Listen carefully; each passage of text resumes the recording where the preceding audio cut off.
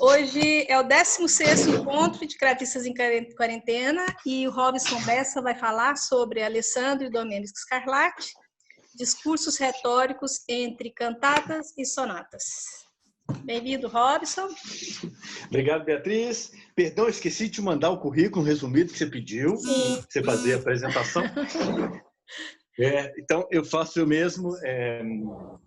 Bom, eu atualmente faço um pós-doutorado na Escola de Música do UFMG, e aí eu ensino a disciplina retórica em música, na verdade se chama música poética, e eu fiz um doutorado na Faculdade de Letras, também da UFMG, e com um ano na Universidade Oriental de Nápoles, e mestrado também na UFMG e um mestrado no Canadá, que não foi concluído, em cravo.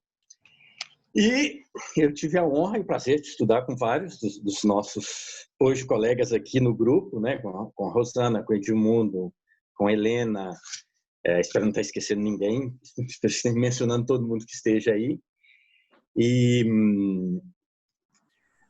o assunto retórica começou na minha vida. A primeira vez que eu ouvi falar de retórica e música foi um professor de contraponto e harmonia que eu tive na graduação, que chama William Lana, que toca cravo, inclusive, mas sem uma formação específica em cravo.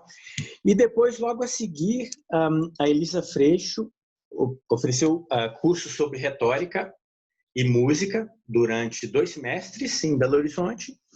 Então, aí começou o meu interesse mais profundo sobre retórica. E disso, aí depois eu lembro de ter visto uma palestra da Rosana, sempre que tinha aula com o Edmundo, ele sempre mencionava retórica. Então, acho que os cravistas têm isso como uma coisa bastante importante, né? E um pouco, na minha primeira viagem internacional, aconteceu uma anedota, né? Uma coisa bem curiosa, que foi conhecer a música do Alessandro Scarlatti.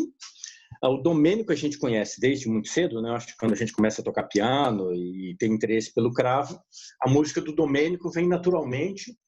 E eu lembro o primeiro contato da obra do Domênico Scarlatti tocada ao cravo foi um CD do Roberto de Regina, que um amigo comprou e me convidou. Eu ia para a casa dele para estudar piano, ele tinha um piano muito bom, e comprou e me mostrou o disco, né? Eu vi o disco inteiro do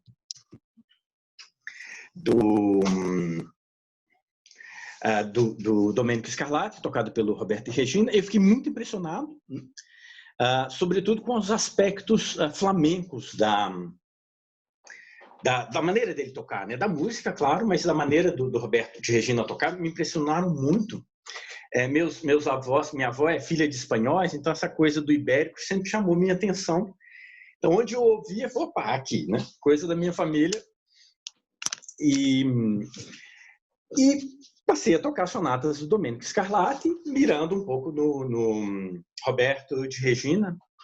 E em 98 eu fui fazer um curso em Portugal, Encontros com o Barroco, né, organizado pelo Felipe Silvestre. Que, na verdade, o meu primeiro curso de cravo foi com o Felipe Silvestre, em 1991. E aí fui convidado para o Encontros com o Barroco, só consegui em 98. E na volta, né, o meu voo era a origem Belo Horizonte, São Paulo, Porto. E a companhia portuguesa lá resolveu fazer uma lambança comigo e com a Inês, que era minha mulher, né, na época a gente era namorado ainda. Mandaram a gente do Porto para Lisboa. E depois o voo nosso voo saía do Porto. Aí tivemos que pegar pegamos o avião principal, que era gigantesco, era o maior tipo de aeronave que tinha, para voltar para o Porto e depois do Porto sair para São Paulo. Ou seja, fui para Lisboa quase para nada, né? Mas, andando pelo aeroporto quase fechado, tinha uma loja de CDs que estava com algumas promoções da Virgin Veritas.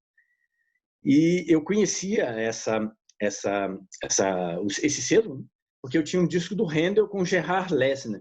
Aí, quando eu vi o selo e o Gerard Lesne cantando cantatas do Alessandro Scarlatti, eu comprei e cheguei em casa, comecei a ouvir, e fiquei completamente apaixonado pelas cantatas do Alessandro Scarlatti e comecei a comprar tudo que era possível a internet era muito nova, então tinha algumas lojas de J. Peppers, que era a loja que eu comecei a achar partituras do Alessandro Scarlatti, e era dificílimo achar a música do Alessandro Scarlatti aqui no Brasil, pelo menos em Belo Horizonte, a gente tinha pouquíssima coisa. E à medida que a internet foi se desenvolvendo, gradativamente foram aparecendo mais obras do Alessandro Scarlatti, e o panorama foi mudando radicalmente do acesso à obra dele. Quando estudante de música, a única coisa que eu conhecia do Alessandro Scarlatti era a biografia, mais ou menos, né, por causa dos livros de história da música, e uma área que eu acompanhava os cantores Ocesate di Piagarmi, né, com uma redução wagneriana para o piano, né, que eu detestava de tocar, eu já tocava cravo na época, mas era o que tinha. Então, assim que eu cheguei, uma professora da UFMG me emprestou um volume de cantatas e eu passei a quase obrigar os cantores, né, que trabalhavam comigo a cantar cantatas dele. E eu lembro que a primeira cantata que a gente tocou foi Speranze Mie, que vai ser um dos exemplos que eu vou mostrar abaixo, né? Mais para frente. Né? E aí, cada vez mais fui adquirindo material sobre o Scarlatti, e em 2012 eu resolvi aprofundar os estudos de retórica e sobre o Alessandro Scarlatti, juntar as duas coisas, e aí saiu o projeto de tese. Na verdade, no período que eu estive em Montreal, de 2008 a 2010, como eles tinham bibliotecas de música excepcionais, né? A biblioteca da Université de Montréal, onde que eu estudei, era muito boa, mas a biblioteca da McGill tinha 4 andares, só a biblioteca de música, né? A faculdade de música Schullenberg, tem um nome em alemão bem complicado de pronunciar. Então, tudo que tinha sido publicado até 2009, 2010, quando eu saí do Canadá, sobre Alessandro Scarlatti, existia nas bibliotecas canadenses. Então, eu fui recolhendo tudo e aí direcionei esse projeto, aí tentei unir as duas paixões principais, que era a retórica e Alessandro Scarlatti. Então, daí nasce o projeto de tese. Né? Beatriz, você poderia passar o segundo slide, por favor?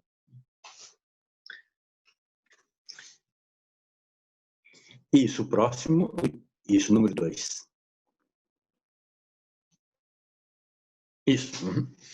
Então, como intérprete das cantatas do Scarlatti, me chamou muita atenção o vínculo entre poesia e música e a necessidade dele, assim, bastante radical, no intuito de valorizar as palavras, valorizar musicalmente, e ele utilizava tudo radicalmente para mostrar os aspectos retóricos e afetivos. Né? É claro que isso faz parte, né, de um compositor da época dele, né?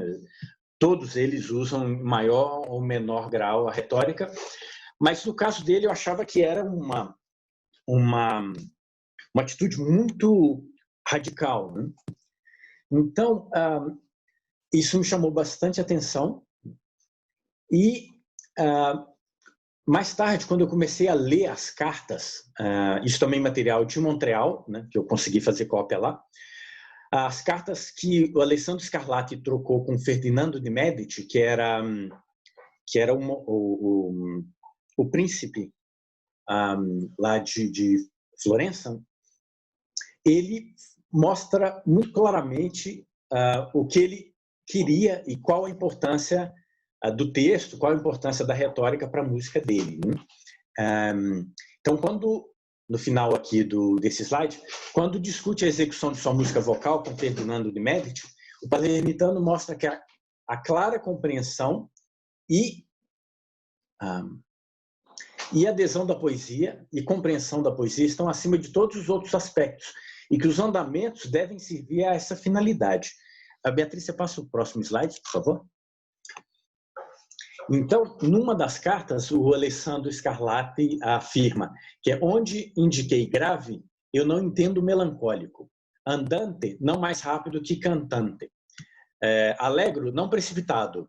Alegríssimo, não deve fazer sofrer o cantor, nem fazê-lo engolir as palavras. Isso para mim era tanto mais importante porque quando eu trabalhava com cantores, não sei se é a experiência de todos, né? Quem quiser, sempre que quiserem me interromper e quiserem comentar alguma coisa, eu acho muito legal se a gente puder ter trocas e alguém quiser comentar alguma coisa, que eu não perco o fio da meada. Não está tudo aqui nos slides, então é legal, porque às vezes cada um tem uma experiência, né, na carreira, e eu via muita dificuldade trabalhando com os cantores, deles pronunciarem bem o texto, né? A primeira compreensão do texto, né? Muitos cantores ainda aqui não falam italiano, e a técnica, ou a estética, na verdade, né? Como eles são formados no conservatório, que hoje é a faculdade de música, eu também fui formado nesse conservatório, essa ideia da importância do texto é algo que é um pouco secundário, né? Os cantores e os professores de canto não admitem isso. Mas nesses anos de pesquisa, mais de 20 anos, ouvindo essas cantatas, tocando, analisando vídeos e tudo, mesmo grandes cantores, gente bastante renomada mesmo, às vezes você não entende direito o que a pessoa está cantando, ou não tem assim essa ideia de mostrar retoricamente. Muitos cantores, né? Claro que não dá para falar, generalizar, mas muitos estão muito preocupados com essa ideia moderna de uma sonoridade específica da voz. Então, se sacrifica o texto e a retórica em prol de uma beleza da voz.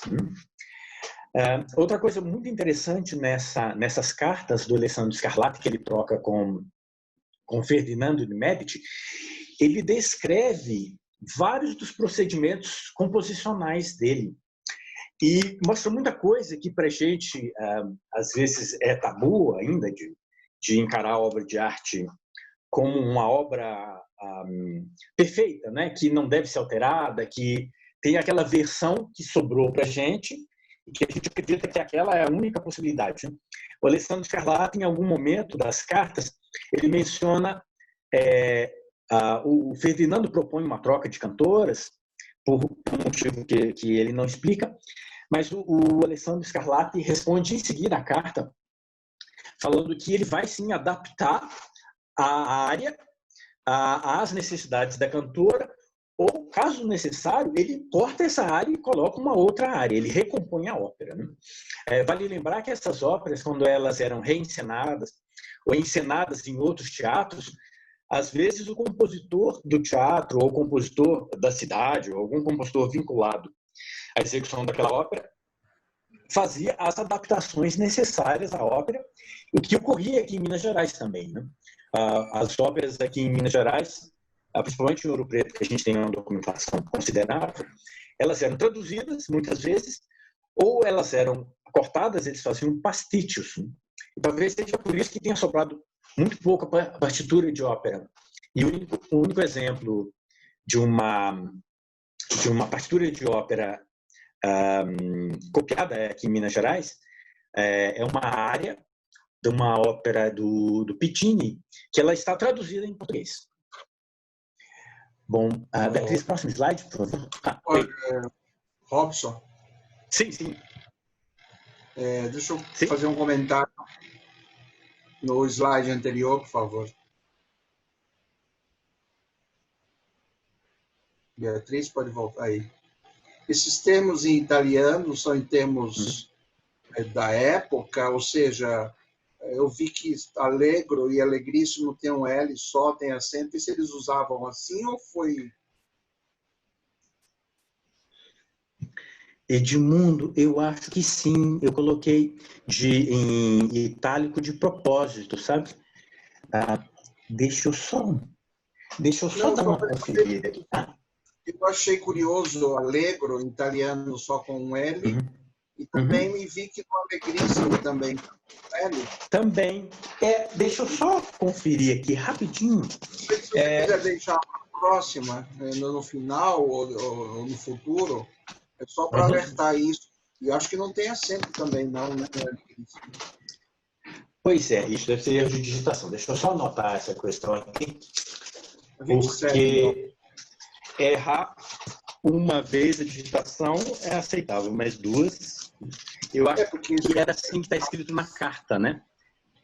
Alessandro Scarlatti a gente sabe menos que Domênico, e nós estamos Sim. referindo aqui a Alessandro, não é isso? Isso, Alessandro. Uhum. O acento com certeza não tem, né? O alego é possível, eu vou conferir aqui na carta, na transcrição da carta. Tem uma questão sobre grafia em italiano. Várias palavras mudaram a grafia do século XVII para o século XVIII. Tem uma palavra, Lucrécia, por exemplo. Lucrécia, no século XVII, era escrito com T, como em latim. Então, a cantata do Alessandro Scarlatti, que se chama Lucrécia, escrita com T. A cantata do Handel, que foi composta um pouquinho depois, foi 10, 15 anos depois, quando o Handel estava na Itália, é Lucrécia com Z. Então, o próprio nome do Scarlatti era escrito Scarlatta com um T só, e o Scarlatti vai mudando ao longo da vida a escrita. No final do século XVII ainda, quando ele já começa a ficar bastante conhecido, provavelmente para associar o nome dele com o cardeal Scarlatti, que era já uma pessoa nobre, bastante famoso. Então, é uma ideia, uma tentativa do Scarlatti de quase uma ideia de ascensão social, né?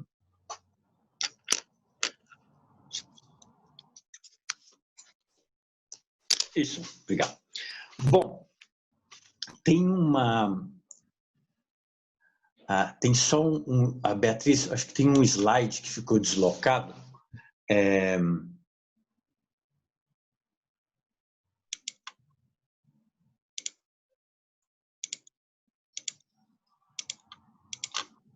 Tem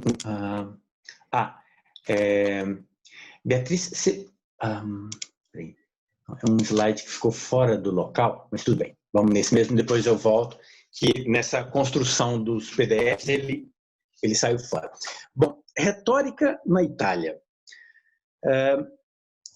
Entre 1465, com a tradução do livro De Oratore de Cícero e o Discursi Poetici de Sumo Faustino, em 1600, publicado em 1600, foram publicados mais de 100 livros ligados direto ou indiretamente à poética e à retórica de Aristóteles.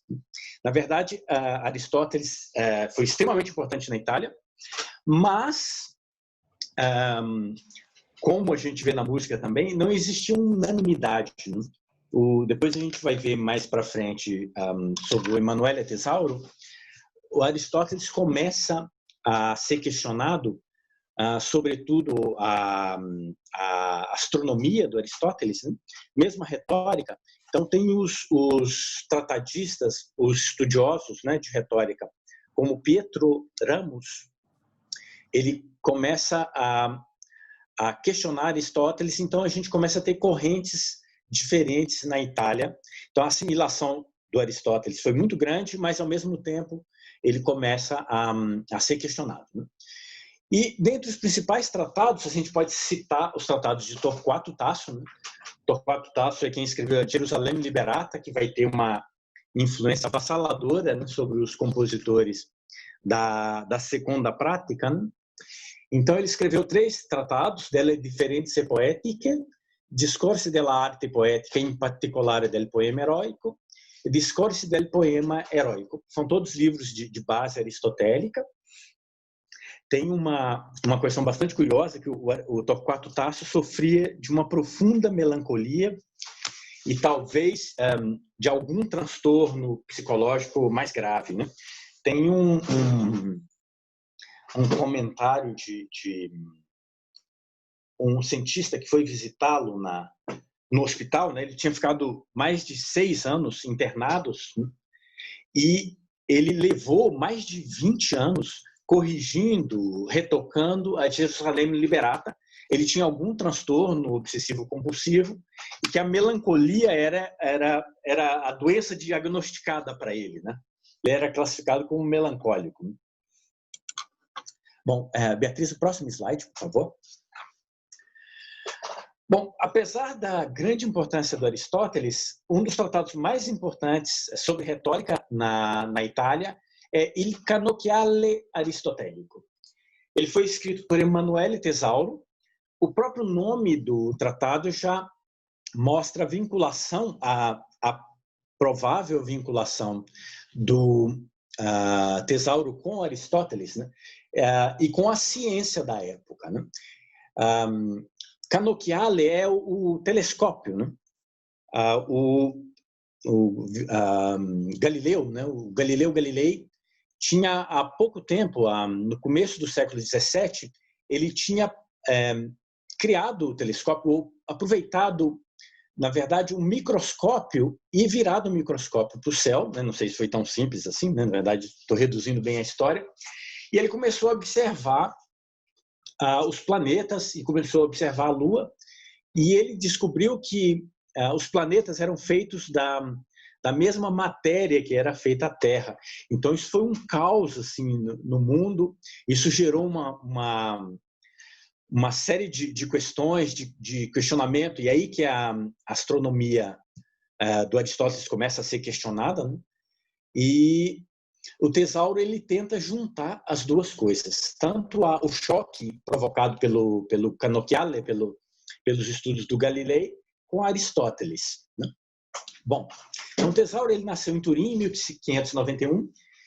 Ele era membro de uma família nobre e foi educado pelos jesuítas. Os jesuítas têm uma grande importância pela difusão da retórica na Europa e no mundo, né? E alguns detratores dos jesuítas dizem que uma das intenções, né, além de instruir, toda a parte boa é de instruir, formar pessoas. Os colégios jesuítas formaram nada mais, nada menos que René Descartes. E a gente pode citar um grande número de gênios da humanidade, né? Mas a ideia era sistematizar para também controlar. Bom, então ele entra como noviço na Companhia de Jesus e, com o seu grande talento de orador e retórico, ele passa a trabalhar para a Duquesa Cristina de Savoia. Ele foi também tragediógrafo e ele publicou a primeira versão do Il Canocchiale Aristotélico em 1650 e depois publicou a versão definitiva em 1670. O Il Canocchiale foi importantíssimo em toda a Europa. Ele recebeu várias reimpressões até meados do século XVIII e traduções. Ele foi traduzido na Espanha para o espanhol, né? E em Portugal ele existem volumes dele em italiano mesmo. A gente tem inclusive um volume na Biblioteca Nacional do Rio de Janeiro, né? Que eu acho que faz parte do espólio de Dom João VI. Bom, Beatriz, o próximo slide, por favor. Bom, graças à sistematização proposta pelo Tesauro, o barroco deixou de ser uma moda, né? A moda no bom sentido, né? Para se apresentar como uma expressão plena e afirmativa da sensibilidade da época. É necessário a gente lembrar das grandes discussões, né? E do embate entre Monteverdi e Artusi, né? E os detratores da segunda prática, né? Da música poética. O Tesauro já está longe desse embate, mas ele faz uma síntese de todos esses anos, né, de vínculo da retórica e da cultura barroca, né? Bom, Tesauro exalta a criatividade individual, que deve se sobrepor à precariedade da língua, pois é da brevidade da metáfora que nasce a novidade, sendo isso um parto seu, e não mais vocabulário latino domesticado. O livro do Tesauro é muito interessante. Quando ele começa, ele apresenta Aristóteles como uma base, mas depois ele vai citando os autores gregos, ele cita diversos autores gregos, mas cita Homero, e ele dizia que Homero usava a agudeza, mas ele não sabia o que era agudeza, né? Então, para vocês verem o tamanho da humildade do tesauro, né? O tesauro ele está no momento onde os italianos estão reassimilando a cultura clássica, mas transformando essa cultura clássica e valorizando elementos como agudeza, né? Então, eles se acham superiores aos latinos e aos gregos, né? O nosso momento é muito importante, né, para eles, né? Agora a gente está realmente fazendo uma arte transformadora e revolucionária, né? Bom, a importância da retórica na sociedade italiana é bem ilustrada num outro tratado do Tesauro, que é a Filosofia Morale. Beatriz, você pode passar para o outro slide, por favor, que é o número 7 da Filosofia Morale?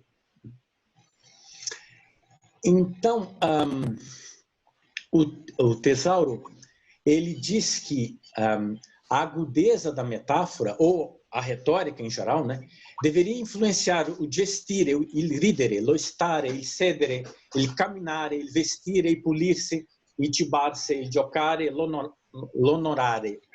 Então, a retórica devia coordenar o gesticular, o rir, o estar, o sentar, o caminhar, o vestir, o limpar-se, o alimentar-se, o jogar, o exaltar-se, né?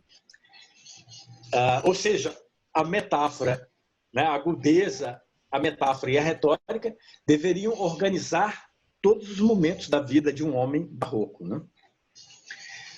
Os livros do Tesauro vão ter uma profunda influência nos compositores italianos.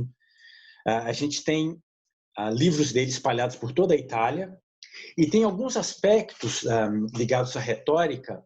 A gente não tem tratados italianos, né, que associam retórica, teoria dos afetos com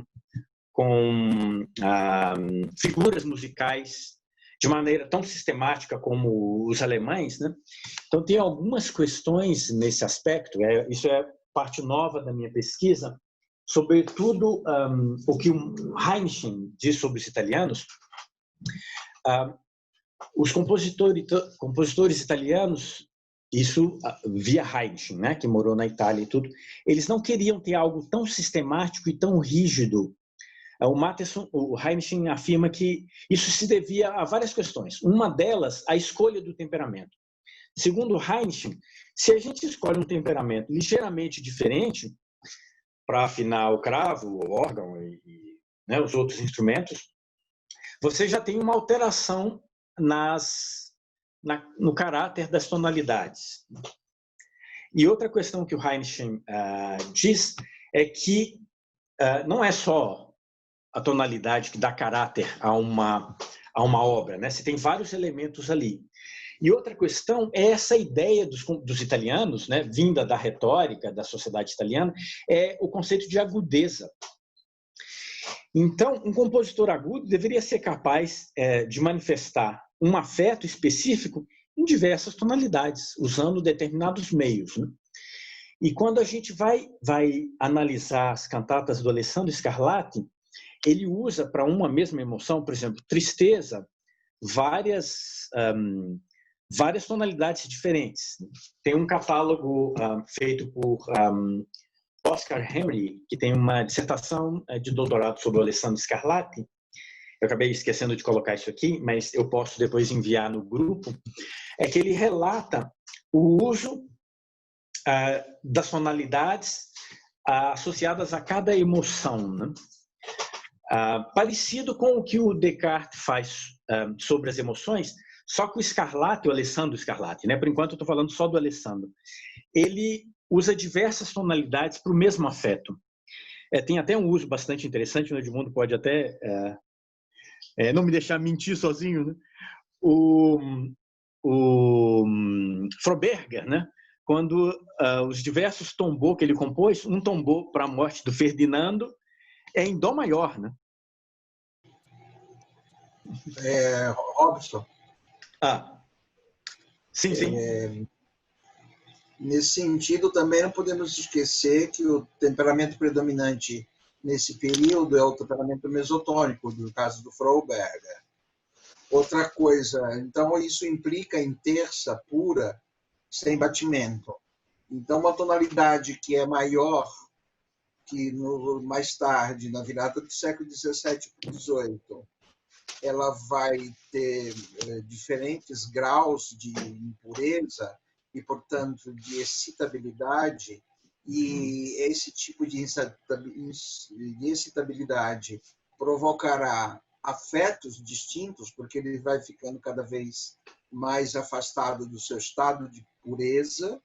Isso denota que antes, portanto, com a terça pura perfeita, sem batimento, a similaridade entre o afeto é mais compreensível, porque mesmo no caso de maior, um modo maior ou menor, por exemplo, ou você vai ter em outros autores franceses também tombeaus em ré maior, que seria mais tarde ou no século XVIII a tonalidade brilhante.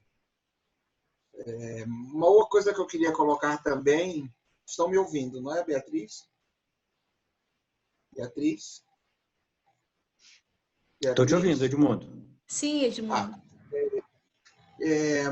Você falou aí essa coisa bonita do Filosofia Morale de Tesauro, e você, nós temos aqui em São Paulo, na USP, um estudioso, um filósofo, eu tive o prazer de contar com ele várias vezes, ele orientou muita gente no caso da retórica clássica, ele chama-se João Adolfo Hansen. João Adolfo Hansen, ele alerta para o conceito de discreto, o que o próprio Froberger vai na música de chamar de la discrétion, a la discrétion, que é o discreto, que tem a ver com todos esses conceitos que são mostrados na retórica, que é aquele que sabe se comportar e sabe como agir numa determinada situação. Era isso. Obrigado por você falar assim. Tem uma história muito engraçada, assim, só falando do Froberger, discreto nesse caso, a la discrétion, o discreto quer dizer discernimento, né? E não discreto no sentido que a palavra tem hoje, né? Talvez discreto, né? É uma outra, né? No sentido de quem tem conhecimento, discernimento, que sabe julgar, né? Eu conversei com Christophe Rosset e com outros professores de cravo francês que tinham conhecimento sobre o termo logo no início de tudo isso. Eles explicaram claramente isso, né? Esse é a la discrétion, ou discrétion, que os franceses vão assumir, mas vem do discreto, que vem daí da retórica clássica. Do italiano, né? Que legal, que bacana. O Froberger foi estudar na Itália. Eu expliquei bem para você sobre essa questão do afeto na tonalidade e no temperamento mesotônico, não é? Sim, perfeitamente. Tem uma questão... Obrigado. Oi? Obrigado você. Obrigado pela oportunidade de poder falar. Maravilha. Não, eu acho que o mais legal é a gente poder complementar tudo, né? Uma passa por vários momentos da história. Quanto mais a gente tiver essas digressões, eu acho que ajuda a compreensão, né? Eu acho que o Heinrich, ele está no momento que os temperamentos os bem temperados já estão no auge, né? Os italianos parecem resistência a sair do mesotônico, né? Eles vão fazendo modificações do mesotônico, e até a Maren me falou de um cravo com com teclas partidas, sol sustenido, lá bemol e ré sustenido, para se manter no mesotônico forever, né? Então... Spezzati. Oi? O termo é tasti spezzati. Tasti, sim, partidas, quebradas, né?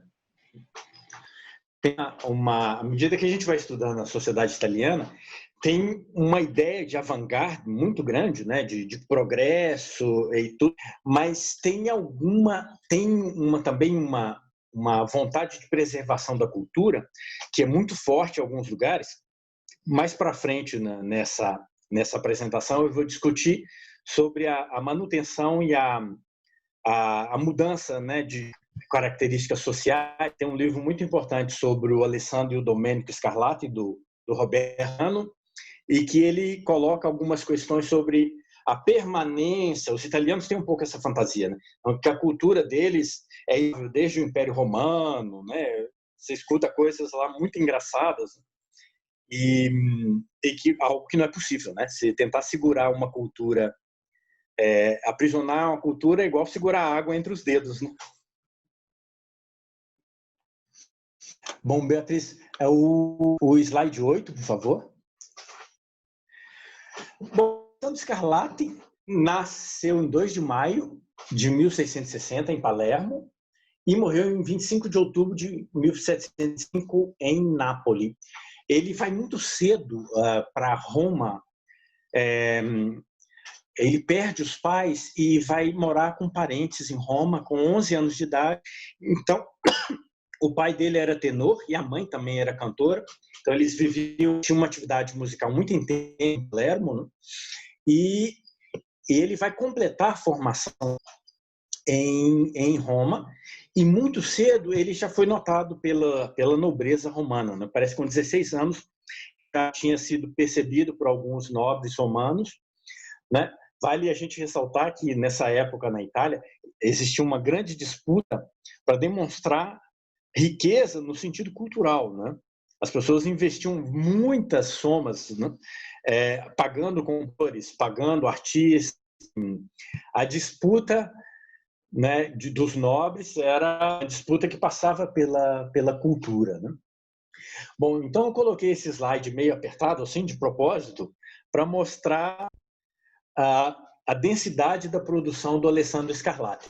E outra coisa que é usada retoricamente, com má intenção, é de mostrar primeiro toda a música vocal, né? O próprio Scarlatti diz nas cartas dele que ele compôs 115 obras, mais de 600 cantatas que sobreviveram, de um total provável de 3.000 que ele compôs, motetos para voz solista e violinos e baixo contínuo para coro, vários oratórios, várias missas, quartetos de corda.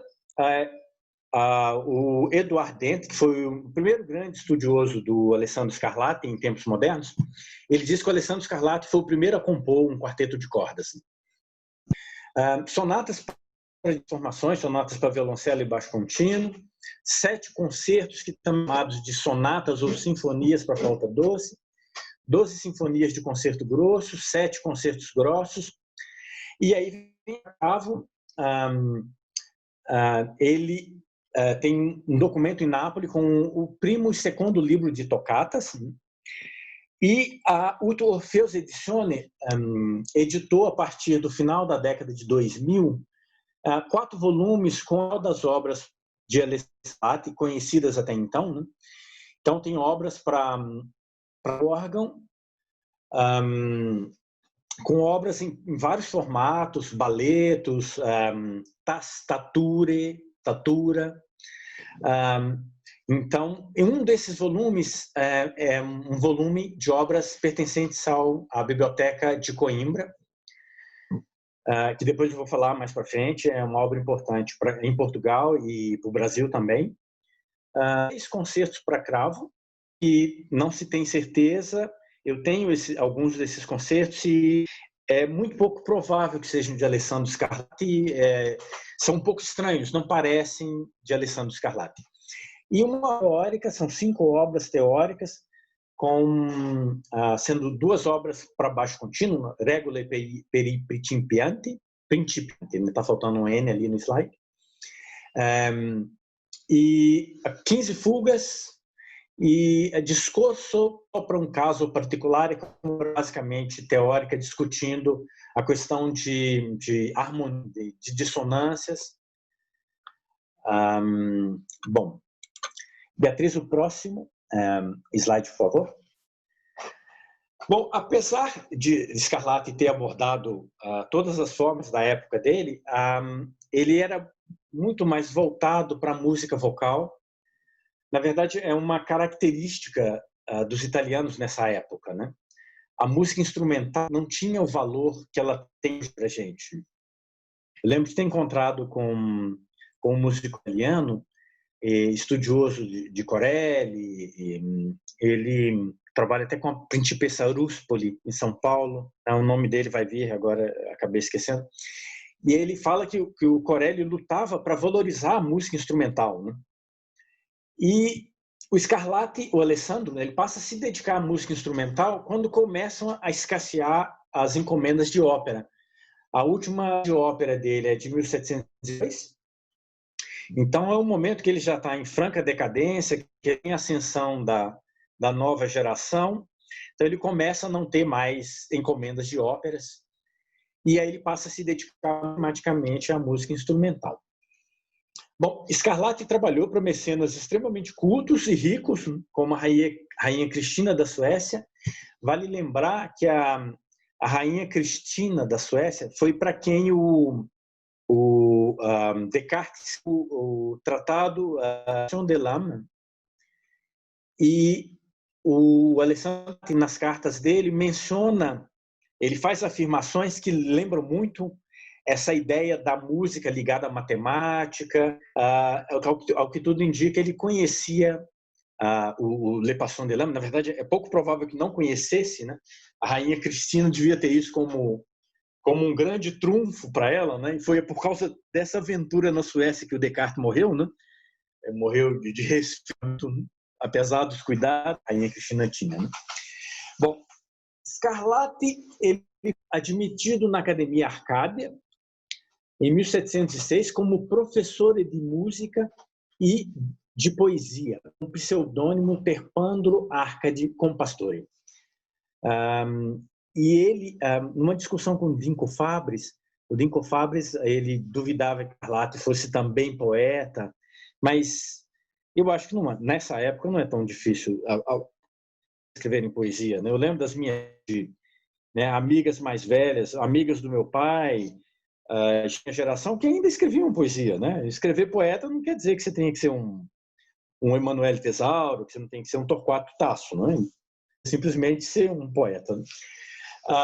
Ele estava ao lado de grandes poetas como Giovanni Crescimbeni, Silvio Stampiglia, e além dos compositores Alessandro Stradella e Arcangelo Corelli. Uma grande quantidade das cantatas do Scarlatti foi escrita para Arcádia. Beatriz, o próximo slide, por favor. Então, Alessandro Scarlatti, ele usou frequentemente os textos dos membros da Academia da Arcádia, e os textos das cantatas ele mesmo pode ter escrito. A cantata tem uma particularidade que muitas vezes os textos eles vão passando de mão em mão, de compositor em compositor, e a poesia acaba perdendo a autoria. Ela acaba virando algo de comum, patrimônio comum. Então, muitas vezes o compositor escreve sobre uma poesia, sobre um texto para uma cantata, e já não coloca mais o poeta, né? Então é muito difícil identificar os poetas que escreveram as poesias das cantatas, né? Então o Hanley diz que ele teria escrito 783 cantatas. A gente tem muita dificuldade porque várias cantatas são atribuídas a Alessandro Scarlatti porque era valorizava a obra ela sendo atribuída a ele. A gente pode dimensionar o vínculo do Alessandro Scarlatti com a forma cantata, comparar a produção dele com Handel. Então, somente entre 1703 e 1708, Alessandro Scarlatti compôs 88 cantatas, o que equivale ao total de cantatas compostas por Handel em toda a sua vida. Bom, as cantatas descobertas, né? O Handel, eu descobri uma cantata do Handel desconhecida na Sicília, e do jeito o Handel não compôs 88, compôs 89, e depois alguém descobriu ainda uma cantata com violoncelo. Então essas afirmações são sempre perigosas, mas de qualquer modo a produção de cantatas de Alessandro Scarlatti é algo colossal, né? Bom, o próximo slide, Beatriz, por favor. Pessoal, perdão por ter que tá solicitando a Beatriz, porque o meu computador, eu não consigo associar os slides com o computador, com o Zoom, que é um computador velho. Aí, eu não posso falar que o microfone não funciona, e no celular eu não consigo passar o slide, então a Beatriz está gentilmente nos ajudando. Bom, a difusão das cantatas do Scarlatti foi extremamente grande. A gente encontrou, temos mais de 3.000 cópias manuscritas, e a gente encontra cópia manuscrita até o início do século XX das suas cantatas. A gente tem cantatas espalhadas pelo Ocidente. A gente tem cantatas desde Copenhague a Noto, na Sicília, de Kaliningrado, na Rússia. Kaliningrado era uma cidade, antes da Segunda Guerra Mundial, então não é exatamente Rússia, era Alemanha. Nada impede que tenha chegado na Rússia, mas de Nova York a Viena, até Madrid, de Rostock, no norte da Alemanha, a Lisboa, de Berlim a Paris, de Bruxelas a Boston, de Amsterdã, de Londres a Washington. Isso é o que afirma, mas esses manuscritos pertencentes às bibliotecas americanas normalmente são manuscritos italianos comprados musicólogos, por Ralph Kirkpatrick. Tinha um acervo gigantesco de cantatas, de óperas do Alessandro Scarlatti, e ele leva isso para New Haven e para Berkeley também, né?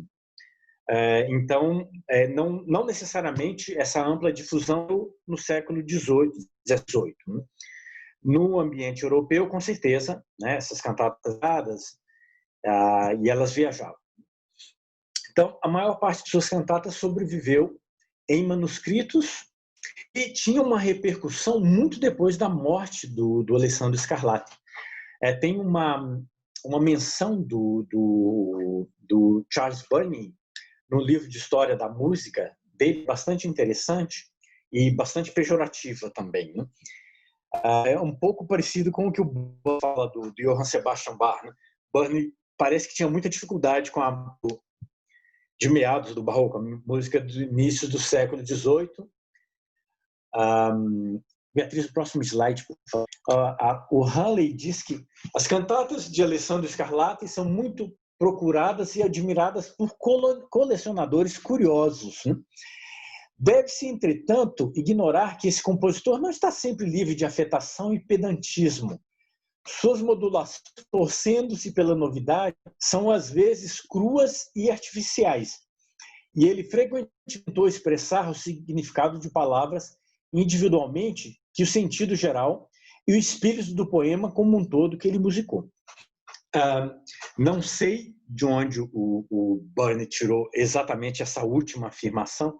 Ele estava muito preocupado em ilustrar individualmente as palavras e não o sentido geral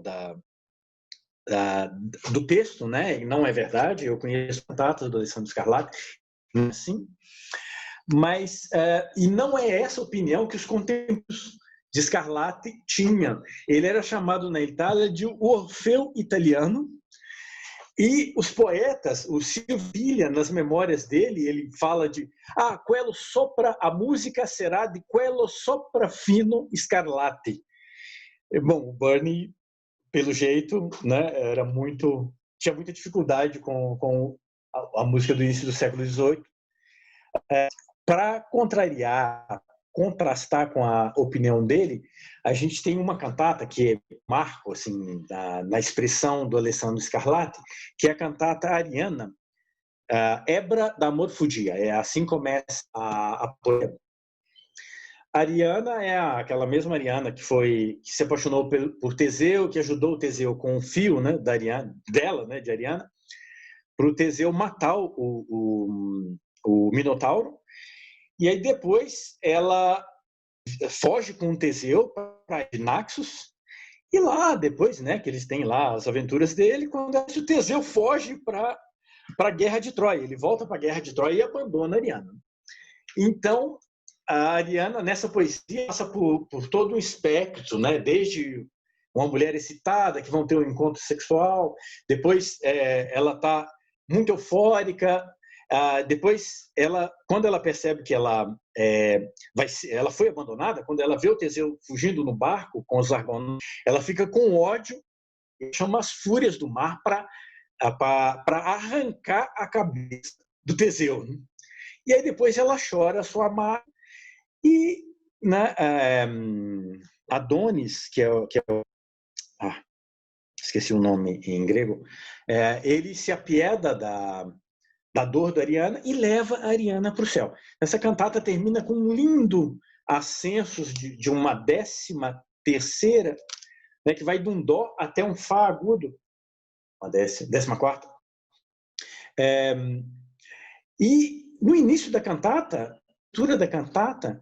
o Alessandro Scarlatti cria uma abertura totalmente confusa, é em fá maior, mas é totalmente confusa, cheio de ações, e é uma balbúrdia, como se alguém estivesse gritando, uma confusão completa.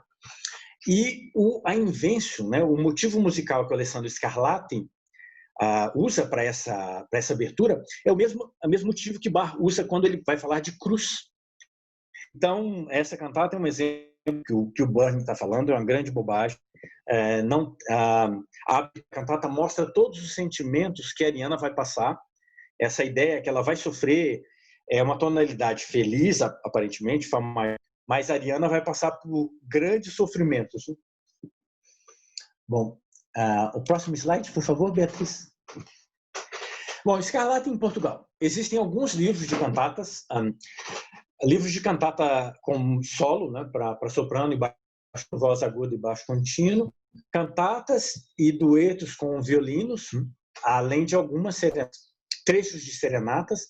Algumas serenatas foram levadas para Portugal ou foram compostas em Roma para a embaixada portuguesa. Do Tejo, ela foi ressuscitada recentemente em Portugal. Então, foi encomendada pelo cardeal Nuno da Cunha para uma celebração feita em Roma. Beatriz, o próximo slide, por favor. Então, esse libreto, a versão de Alessandro Scarlatti da Ninfa em Portugal, La Ninfa del Tago, o texto seguia em italiano e o Alessandro Scarlatti fez só algumas alterações, né? Era uma serenata anterior que ele alterou, que ele fez as modificações no texto para se adaptar a essa celebração, né, do dia de nascimento, na celebração de aniversário do rei Dom João V, rei de Portugal. Slide, Beatriz, por favor. Então, se vocês clicarem nesse link, vocês vão ver a matéria da reapresentação dessa serenata em Portugal, feita agora, em 3 ou 4 anos. Hein? Bom, mais um link, Beatriz, por favor.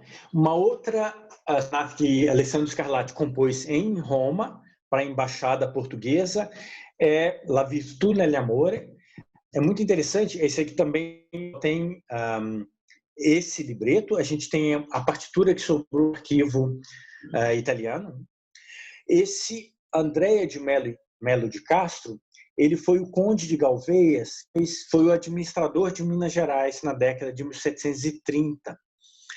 É muito provável que ele tenha trazido obra da família Scarlatti para Minas Gerais, e isso deve estar perdido aí em algum canto, e tomara que em algum momento a gente possa descobrir. Eu acho pouco provável uma pessoa tão rica e tão culta como André de Melo de Castro pegar consigo algumas obras, né?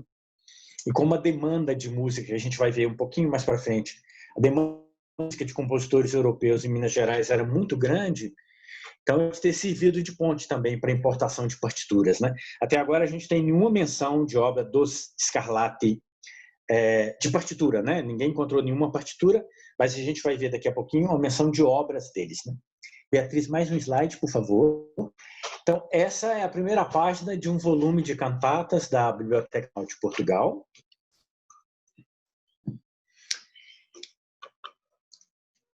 E mais um slide, por favor, Beatriz. Bom, e as sonatas do Alessandro Scarlatti, ou tocatas, né? Se lembram do volume que eu falei da Uti Orfeus Edizioni? o terceiro volume ele é dedicado a um manuscrito presente em Coimbra.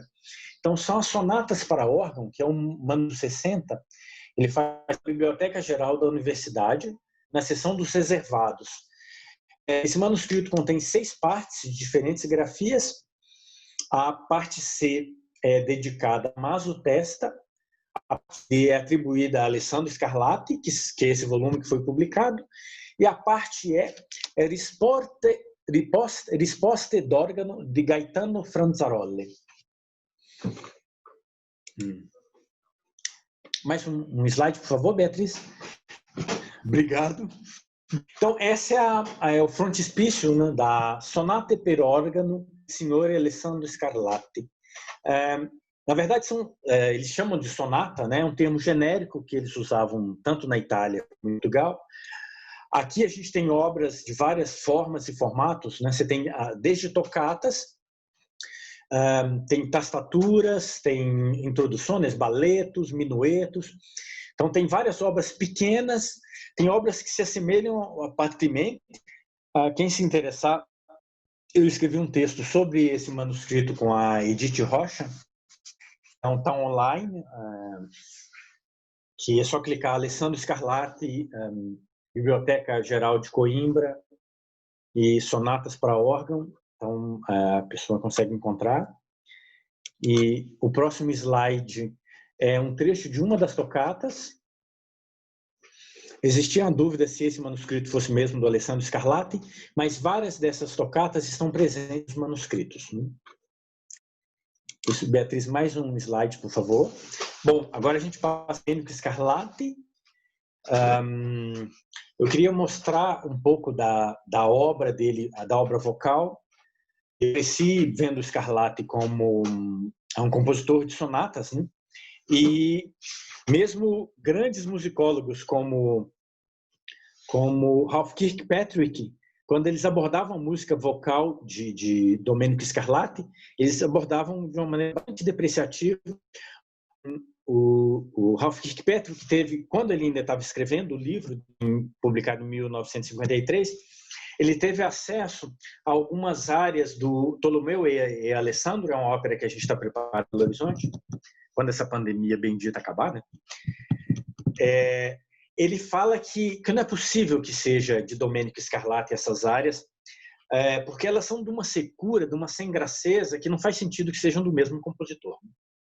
Na verdade, eu acho que ou ele não leu o manuscrito direito, ou ele realmente não estava interessado nessa parte, e por algum motivo desconsiderou. Bom, ele já tinha algo talmente colossal para fazer, né, que é a pesquisa maravilhosa que ele fez sobre as sonatas, né, do Domenico. Talvez seja um pouco uma desculpa, né, para não ter que se ocupar disso, porque realmente o que vem na sequência é a gente compreender o Domenico Scarlatti sob uma nova perspectiva, né? Bom, Domenico Scarlatti nasce em Nápoles, em 26 de outubro de 1605, e morre em Madrid em 23 de julho de 1757. Segundo Malcolm, ele tem várias óperas, são mais de 15 óperas reencontradas, o que a gente tem menção, que a gente tem o libreto, e no libreto afirma que a música é de Domenico Scarlatti, e a partitura se perdeu, realmente. Algumas à tona, gradativamente, novas óperas têm sido descobertas. Na década de 30, foi descoberta a partitura completa de Tolomeu e Alessandro. Bom, então aqui uma primeira lista, né, nesse slide. Beatriz, o outro slide, por favor. Depois, na sequência, a gente tem Tolomeu e Alessandro. E essas são as óperas compostas pelo Domenico Scarlatti na Itália ainda, se viajar para Portugal. É muito importante a gente lembrar que o Domenico Scarlatti ele foi preparado para ser um compositor de ópera, né? Que a relevância da música instrumental na Itália ainda era, se comparada à música vocal, à ópera, ela era bastante pequena. Então, os professores podem me corrigir se eu estiver falando uma bobagem, mas a gente não tem um compositor na Itália que tenha se dedicado, que tenha composto uma obra para cravo ou para órgão tão volumosa quanto o Alessandro Latini. Você tem várias coletâneas, né? Compositores publicaram ao longo dos séculos, mas essa dedicação exclusiva, na verdade, essa dedicação tão intensa a uma obra instrumental na Itália era muito...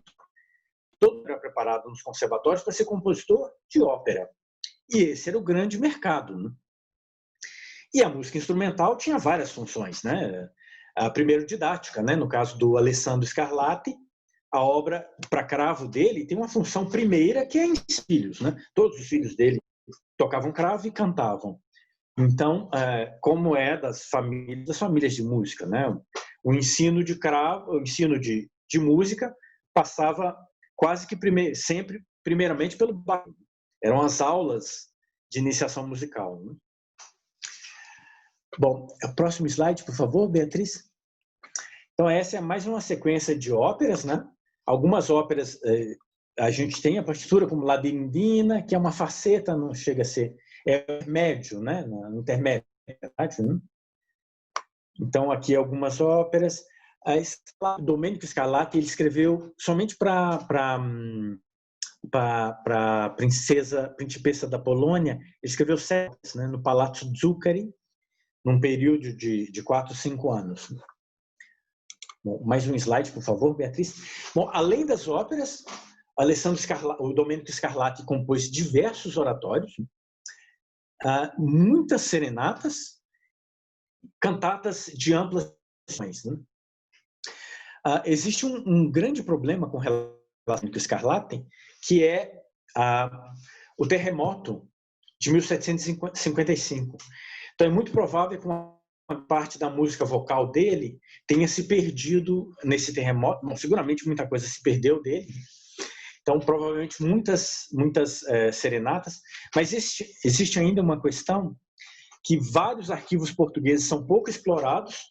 A própria Biblioteca Nacional tem vários volumes que não são usados, né? Recentemente, todo mundo deve estar sabendo, se descobriu um livro de um violinista que se chama Pedro Nogueira. Esse violinista tem lições nas 24 tonalidades. O manuscrito é de 1720, 2 anos antes do Cravo Bem Temperado. Então, tem toda uma história para ser contada nos arquivos portugueses ainda, né? Que requer muitos pesquisadores. Bom, o próximo slide, por favor, Beatriz. Esta das serenatas do Domenico Scarlatti. Pessoal, eu estou acelerando um pouco, para chegar na questão sobre a relação das cantatas, né, do Domenico e do Alessandro. Então, não posso tomar tarde e noite de vocês, né? Mais um slide, por favor, Beatriz. Outras serenatas, estas são as serenatas exclusivamente compostas em Portugal. Está faltando uma de 1719. Então, elas foram escritas já para a parte portuguesa, né? A gente já tem a partitura como Il Triunfo delle Virtù. Tem uma outra, Contesa della Stagione, são as serenatas que a gente tem, as partituras, porque os manuscritos, provavelmente o Domenico Scarlatti enviou uma cópia para Veneza e para outras cidades italianas, então elas sobreviveram graças a estarem fora do terremoto e do incêndio, né, que se seguiu. Bom, mais um slide, por favor. Bom, aqui é uma pequena lista. Até o presente momento foram encontradas 70 cantatas de câmara do Domenico Scarlatti. Essas cantatas têm a característica de usar mais ou menos o ideal arcade que o pai dele usava. Algumas cantatas têm atribuição ao Alessandro Scarlatti, né? Várias discussões sobre o estilo. A primeira cantata atribuída ao Domenico é de 1699. Ela tem dupla atribuição ao Alessandro Scarlatti e Domenico, mas é uma cantata já muito bem composta, no nível das cantatas do Alessandro Scarlatti. E se for uma cantata do próprio Domenico, mostra que muito cedo ele dominava em alto nível a música vocal italiana, né? O estilo de cantatas italiano, né? Mais um, por favor, Beatriz. Então, aqui mais uma lista, né? A sequência, algumas cantatas, algumas têm dupla atribuição. Mais um slide, por favor.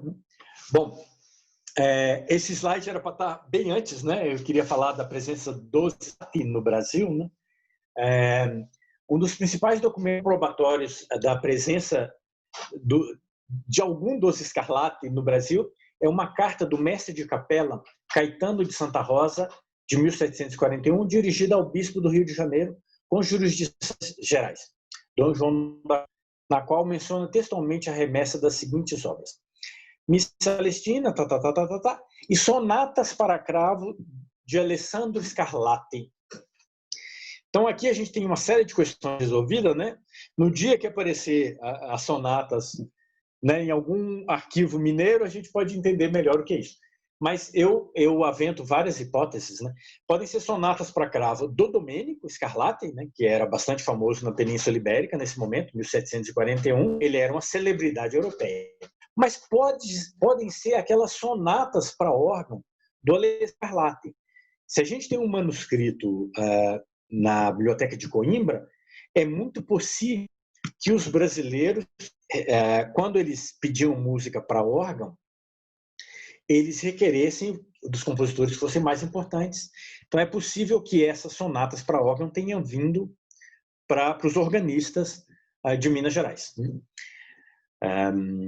Bom, nessa ainda ao agradecimento de quinteto de violas e cravo de Lully, obras de Rameau, de Monteverdi, Pergolesi. Então, é muito interessante essa carta. Bom, mais um slide, Beatriz. Bom, recentemente foi republicado, em 2015, um livro de Roberto Pagano, Due Vita in Una, no qual esse autor ele quer mostrar, ele tem a tese de a vida do Domênico e do Alessandro Scarlatti são complementares, né? Que a gente não pode ver uma sem a outra. E isso para mim é muito estranho. Eu li o livro, assim, é muito difícil de ler, 500 páginas, e de um péssimo exemplo de musicologia, que tem inúmeras informações fantásticas. Ele é um rato de biblioteca, escarafunchou inúmeros arquivos europeus, mas ele parte de alguns tipos muito estranhos. Uma grande quantidade de fofoca. Só a Rainha Maria Casimira, lembrei o nome polonês, Rainha Maria Casimira, ele dedica 15 páginas para explicar a genealogia, os problemas da Maria Casimira, e que me interessa, se eu estou lendo sobre Domênico Scarlatti, que me interessa a genealogia da família de Maria Casimira, se isso não influencia na obra do Alessandro ou do Domênico, né? E o Roberto Pagano se esqueceu que a gente tem uma tradição de famílias de músicos, né, na Europa. A gente pode citar alguns, né? Couperin, Bach, Philidor, faltou um L, eu acho. Moore. Então, essas famílias, existe uma relação, né, entre pai e filho, né? O Roberto Pagano diz que, um pouquinho adiante, ele afirma que não é possível a gente ver uma influência do Alessandro Scarlatti no Domênico Scarlatti, e que ele parte do pressuposto que ele quer provar que o Alessandro Scarlatti era um mau caráter, manipulador, fraco, né? Porque ele conhece muito bem a psique hispana. Então, aí eu retomo aquela menção que eu fiz sobre sociedades que mudam ou que não mudam, né? Os italianos têm, às vezes, alguns italianos têm essa ideia de que a sociedade italiana não mudou, né? E imagina só, a psique siciliana que ele está se referindo, ele conhece bem a psique siciliana, que seria a mesma de 1660, quando Alessandro Scarlatti nasceu. É um disparate completo, né? Eu tenho 49 anos, eu vi mudanças no Brasil, né? A gente viu mudanças no Brasil, né? Agora a gente está num momento de uma mudança radical, né? Num cabo de uma vida de 50 anos, a gente vê tantas culturais, imagina em 350 anos, quantas mudanças a Sicília não passou, né? Bom, então, nesse aspecto, a gente precisa reinserir o Domênico, e, sobretudo, a produção musical dele de juventude na tradição vocal italiana, né? E aí nós vamos, a partir de agora, confrontar um pouco para cravo e a música das cantatas do Alessandro Scarlatti e a relação com as sonatas do Alessandro Scarlatti, né? Mais um slide, por favor. O Pagano, ele fala que a influência é do homem Alessandro Scarlatti e não da sua música, né? Agora, imagina só, né? O Domenico Scarlatti nasce no seio de uma família de músicos. Era um dos maiores compositores de ópera da Itália nesse momento. E, né, aprendeu, o pai que seguramente foi o seu primeiro professor. Depois vive num ambiente, né, cheio, farto da música do próprio pai. Além, como isso não vai influenciá-lo de alguma maneira, né?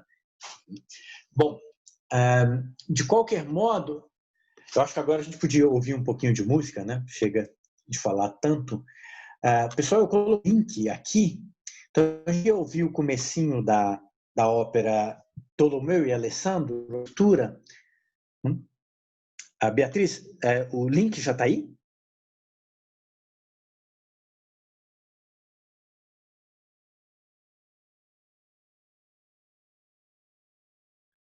A gente vê elementos muito tradicionais, muito ligados à carreira do pai, à música que se fazia na época, mas já tem vários elementos que futuramente a gente vai identificar como características do Domenico Scarlatti, né? Vários desenhos musicais que vão ser muito, muito característicos nas sonatas, né? Bom, então, seguindo, agora a gente tem um outro exemplo de uma cantata do Domenico Scarlatti, né? A Beatriz, o link para a gente, por favor. Di File Mi Vorrei, que é uma das primeiras cantatas do Domenico Scarlatti, e essa gravação é muito interessante, eu fiz questão de colocar. A gente tem pouquíssimas gravações das cantatas de Domenico Scarlatti no YouTube, né? Essa gravação é feita pelo aquele contratenor brasileiro Paulo Abel do Nascimento. Então, é um CD de família Scarlatti, então você tem cantado Sandro e Domenico Scarlatti, muito interessante, e procurando essas cantatas, procurando sobre ele. Oi? Acho que eu coloquei o link errado, então. Deixa eu ver.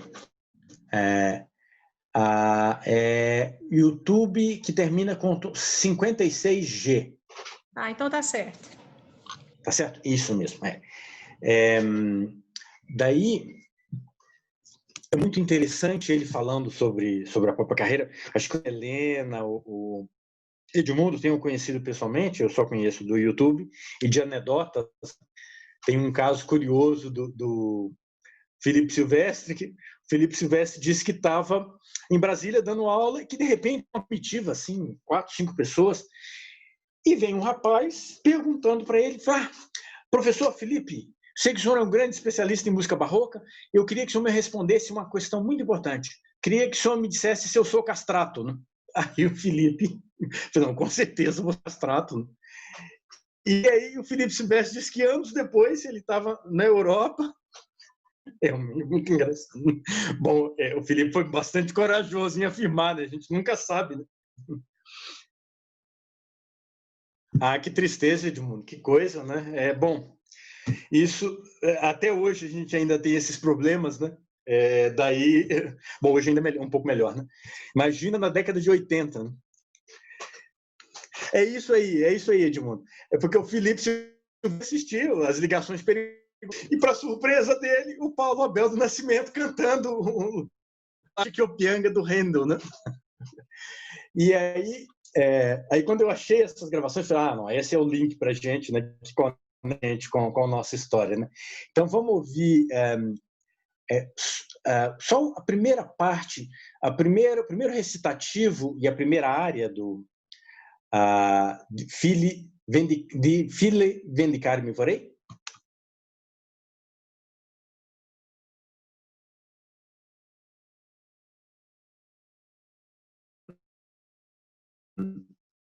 Essa é uma cantata tardia do Domenico Scarlatti, que a gente já percebe ventos ibéricos, que a gente vai discutir um pouquinho para frente. Beatriz, passa o próximo slide, por favor. Bom, agora a gente vai entrar na comparação propriamente dita entre cantatas e sonatas, né? Segundo Houghton,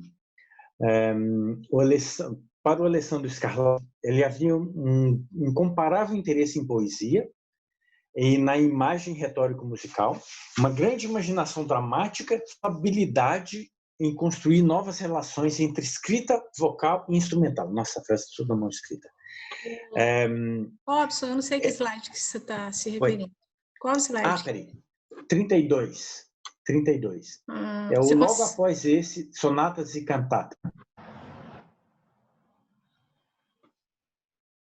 Que é... Você tem a numeração?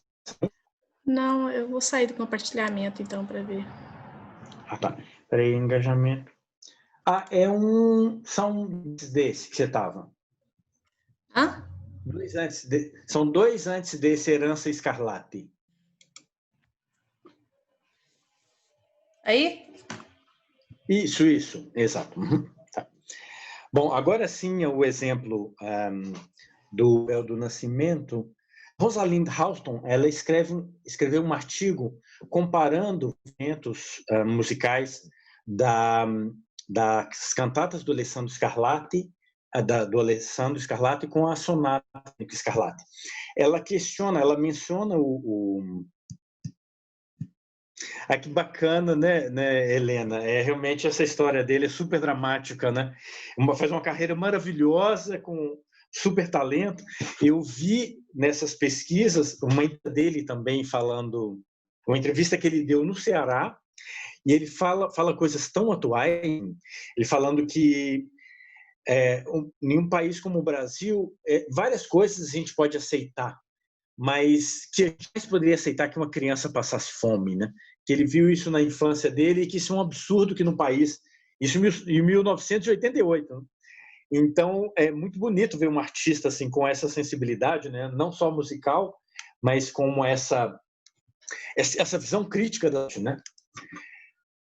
Só para a gente comparar melhor a escrita dos dois, e o recitativo e a primeira área desse Sperante Semie a Dio, que é do Alessandro.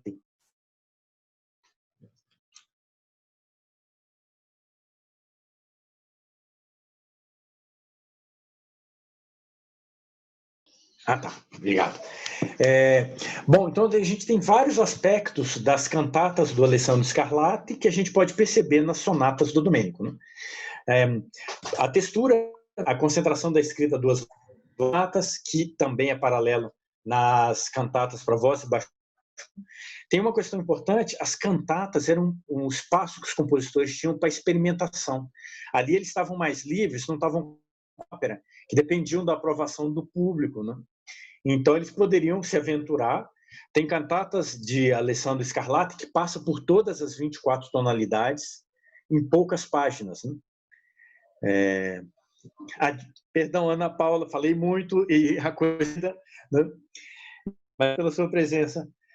Bom, a harmonia, a escolha da tonalidade, modulações enarmônicas, ampla e ousada linguagem harmônica espectro tonal, mudanças súbitas de maior e menor, espaçamento com dissonâncias não resolvidas, né, entre 5 e 4 do dominante. O próximo slide, por favor, Beatriz. Não, mais um. Isso. Uhum. Bom, fraseado, obsessiva repetição e frases e de progressões harmônicas pelos dois, especialmente compasso 3/8. Ritmo, padrões baseados na direção ousada seria melhor, né? Corajosa, e frases assimétricas nas sonatas e nas cantatas. Próximo slide, por favor. Bom, aqui é o início da cantata A voi che l'accendeste.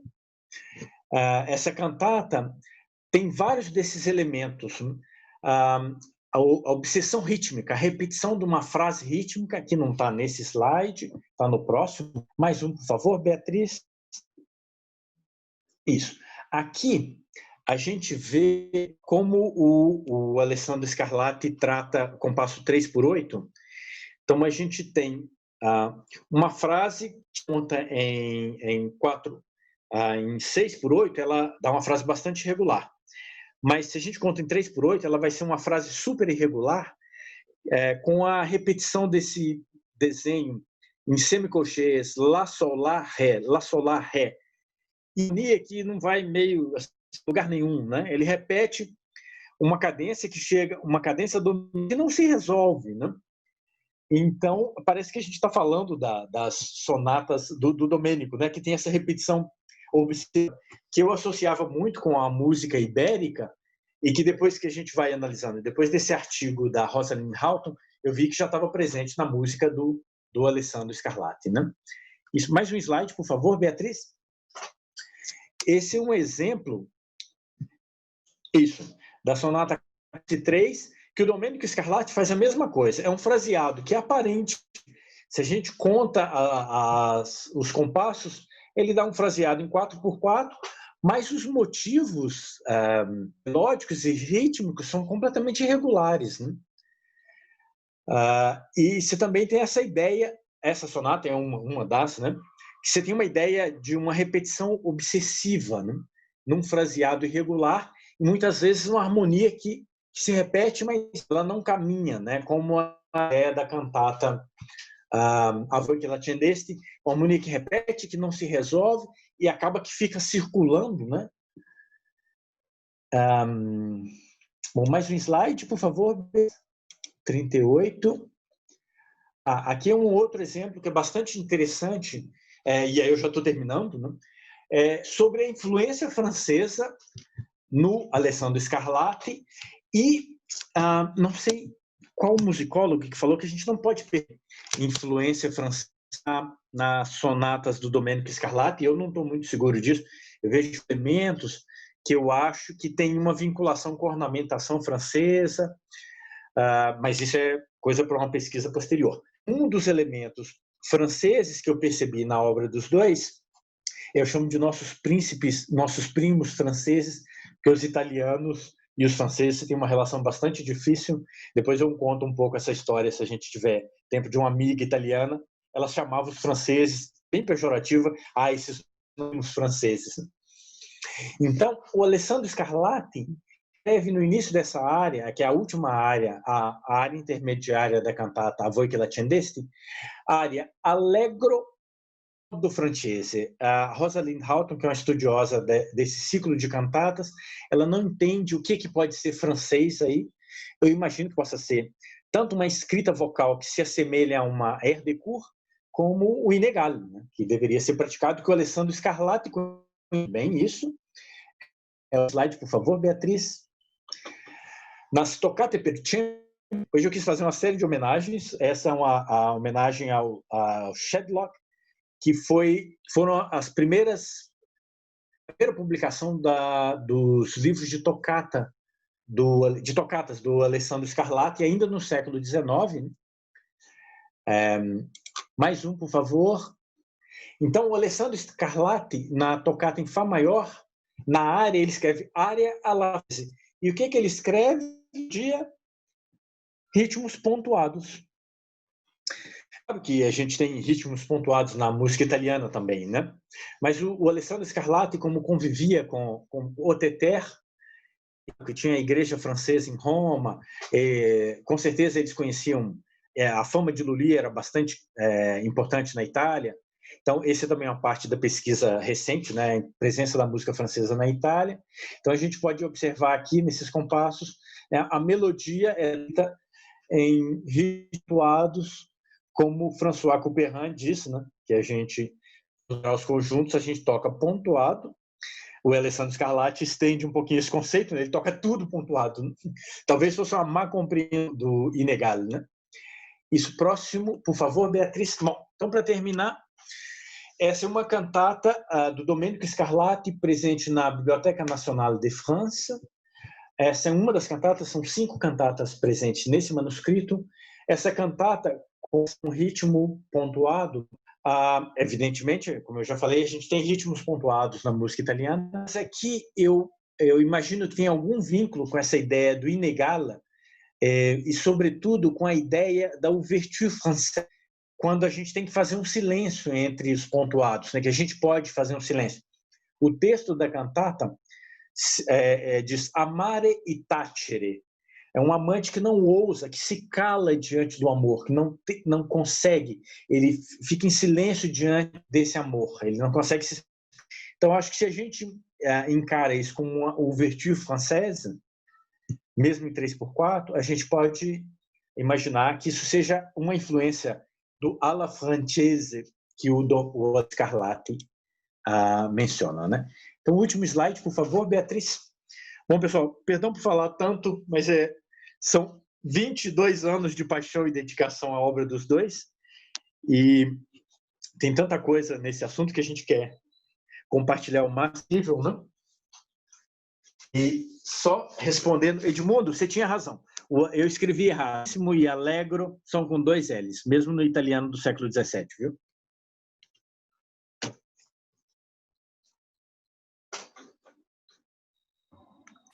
Obrigado, Robson, pela sua contribuição. Realmente é muito assunto, né? Isso é parte da sua tese, Robson? A parte do Alessandro Scarlatti, sim. É a parte de estudar a música vocal do Domenico. Isso tem alguns anos, desde 2013, 2014. Porque se aborda um assunto bastante amplo, né? Muitos anos de pesquisa, assim. Alessandro, Domenico, é uma coisa bem ampla, né? Enfim. Tentei abordar o máximo de coisas dos dois, né? Acaba que a tese é mais focada em uma cantata do Alessandro Scarlatti e a análise retórica, e eu achei que mostrar uma análise retórica na tese. A tese está disponível online, mas eu não achei que seria mais interessante para a gente discutir numa quarentena dos cravistas, mostrar uma análise retórica para grandes especialistas em retórica, uma bobagem, uma perda de tempo. Então, acho que mostrar a música vocal do Domenico Scarlatti e a relação dela com o pai, né? Acho que seria mais interessante para a gente. Tá, muito obrigada, muito interessante. Alguém tem alguma pergunta, pessoal? Helena. Robson, parabéns, gostei muito, super interessante a sua palestra. Uma coisa muito bacana nessas reuniões que a gente está tendo aqui, a gente sempre aprende, né? Eu acho que isso vai assim até os 150 anos de idade, a gente vai estar lá aprendendo sempre mais. Ô, Helena, Robson, é um universo tão rico, né? Um universo tão amplo, né? E tão rico. Robson, eu acho que para todo mundo que toca Scarlatti, sonatas de Scarlatti, Domenico Scarlatti no cravo, o primeiro encontro com Alessandro Scarlatti é uma surpresa sempre, né? Em primeiro lugar, quer dizer, para a gente saber que Scarlatti não é só Domenico, né? Scarlatti é outra coisa também. É verdade. É uma família grande, né? Ficou uma pergunta aqui na minha memória. Você falou de uma cantata de Alessandro Scarlatti, na qual ele usa uma figura que Bach usa também quando menciona a cruz. Que figura é essa? Dá para descrever? É igualzinha à cruz do Bach? É igualzinha à cruz do Bach. É uma figura que você traça uma nota mais aguda e a mais grave, você figura que uma terça preenchida, si, dó, lá, si. E ele vai transpondo isso, né? Ele faz uma figura em semicolcheias, você tem uma nota mais aguda, uma nota mais grave, outra nota mais aguda, outra nota mais grave, formando um desenho de uma cruz. Sim, ele faz o desenho. Ele faz o desenho. Não, ele não desenha a cruz, mas o desenho é semelhante ao desenho. Eu posso postar o manuscrito dessa cantata.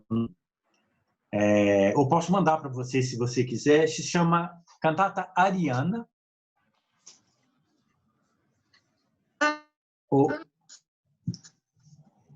Ariana, Hebra d'Amor Fudia, que é o...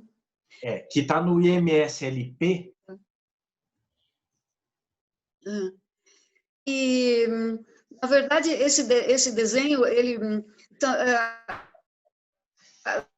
são os intervalos de segunda, né?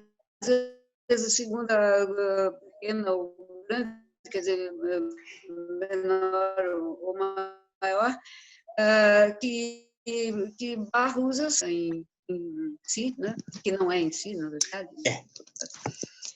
Eu fiquei muito curiosa, eu vou dar uma olhada. Chama-se Ariana. Eu vou... Eu vou escrever aqui o nome do MSLP, você vai achar assim,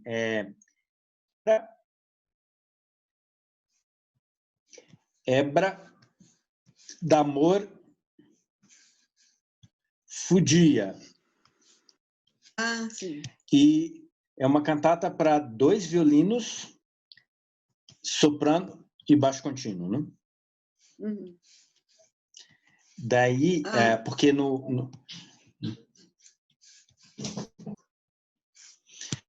e na abertura que ele tem esse desenho, e na verdade é um caos essa abertura, é super difícil de tocar o baixo contínuo, e não só são segundas e terças, e no baixo são segundas, terças, quartas, então é um baixo super agitado, é um caos, assim, imitação para tudo quanto é lado, e é um pouco...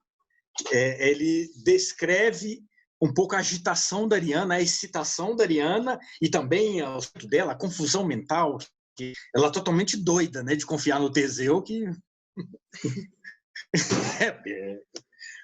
pelo jeito o Teseu não era uma figura assim boa bisca.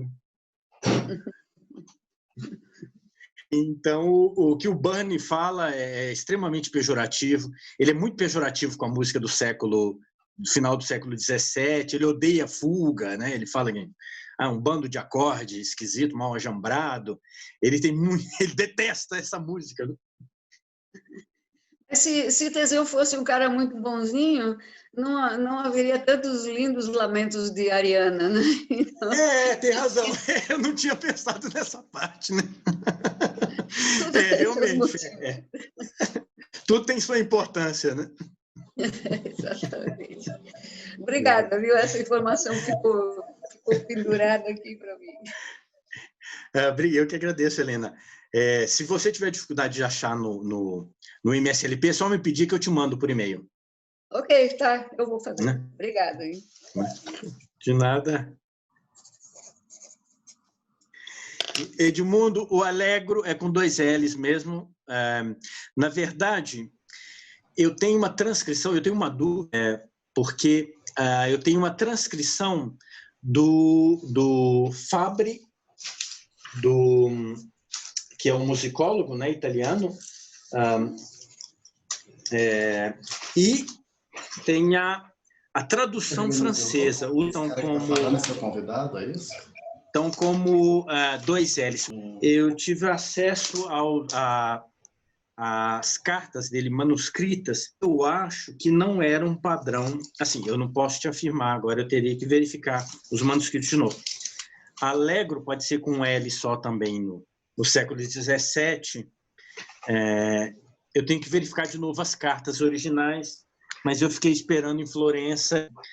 A Itália, às vezes, é maravilhosa, eles podem te dar as coisas tudo rapidinho, às vezes eles podem olhar para você assim, sei da sua cara, não vou te dar nada, não.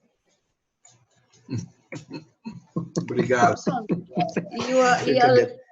E o alegríssimo lá no slide,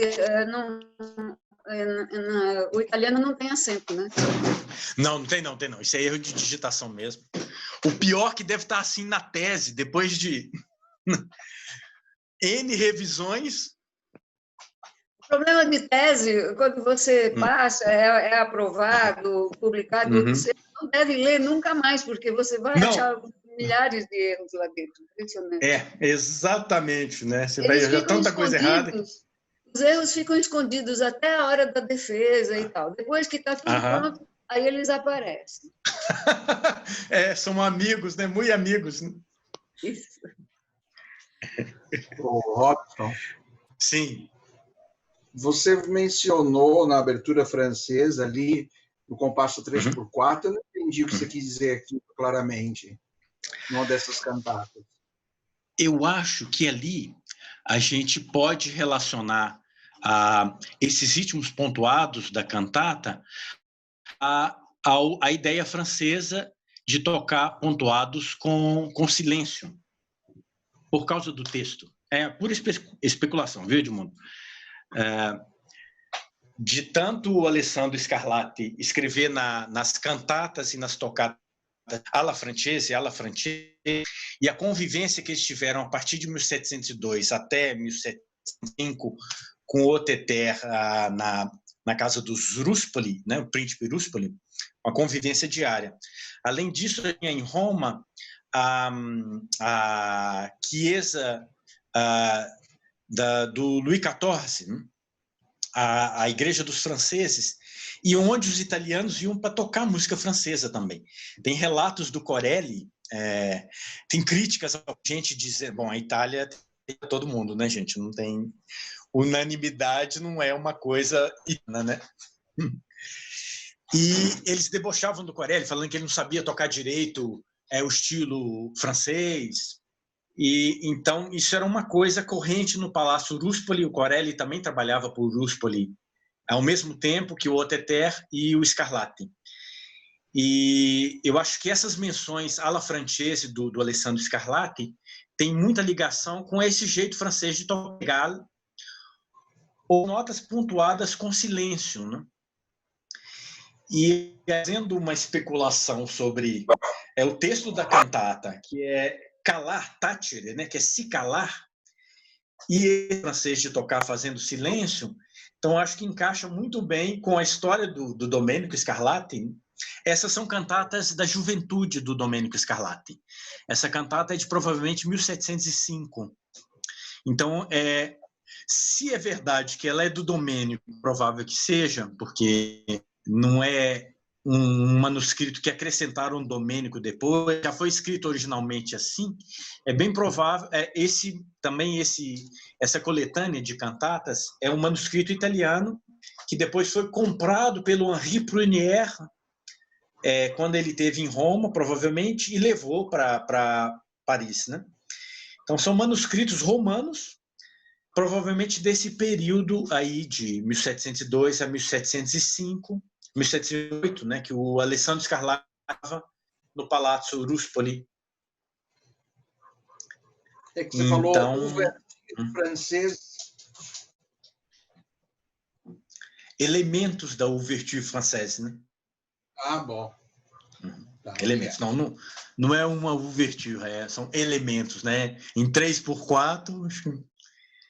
Se bem que a ouverture do Barra em si menor, quando retoma a ouverture francesa em 3/4, né? Para a orquestra. Para flauta e orquestra. Lembra dessa ouverture?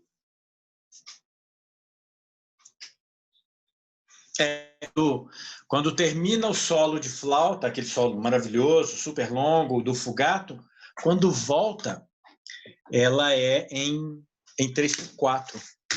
Eu lembro disso, que eu achei super estranho. Maravilha. Então, tem várias coisas. Vendo as cantatas do Alessandro e do Domênico, sobretudo essas cantatas de juventude, a gente vê muitos elementos e a gente vai ver sonatas no futuro, né? A gente tem esse problema da datação das sonatas. Então, tem muitos desenhos melódicos do baixo, muitas harmonias e muitas maneiras de dizer melodias que a gente começa a pensar, peraí, eu já vi isso em algum lugar, eu já vi isso em alguma sonata, né? E na verdade é um início de um trabalho de pesquisa e eu ainda estou tateando, né, entre as cantatas e as sonatas, e que gradualmente eu vou tentar associar de maneira mais radical, assim, pegar uma sonata e falar, olha, como a Rosalind Houghton fez, né? Essa cantata aí. Então, são São coisas novas que ainda estou tentando aplicar e tentando entender, né? Beatriz, muito obrigado pelo convite, parabéns pela iniciativa. É sensacional ver, Robson. né, tantos mestres, colegas, é sensacional. Eu acho que quanto mais unidos a gente ficar, sobretudo nesse momento, mais forte a gente vai ser, né? Sim. A gente, né, o cravo eu acho uma excentricidade, né? Eu ser cravista aqui em Belo Horizonte é uma coisa assim, quase de outro planeta, né? Todos nós um pouco, né? Sensacional a gente estar junto, a gente sempre aprende muito com todo mundo. Para você, é uma coisa genial que você fez e a sua tenacidade, sobretudo. Brava. Obrigado.